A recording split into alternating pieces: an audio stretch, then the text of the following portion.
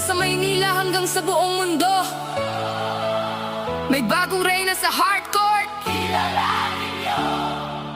Hindi lang pangarap, Di lang basta tsamba. Alex Ayala sa mikropono. Tara, pakinggan mo to. Ipinanganak nung Mayo 23 taong 2005. Bata pa lang raketa na ang hawak sa kamay nito. Alexandra Maniego Ayala, pangalan pang madiin. Bawat hampas ng bola, pangarap ang layunin. Dugot pawis ang puhunan sa bawat pagsasanay. Hanggang sa WTA Tour, pangalan niya'y umingay. Pinakita sa mundo ang galing ng Pilipino. Walang inuurungan, diretso sa panalo.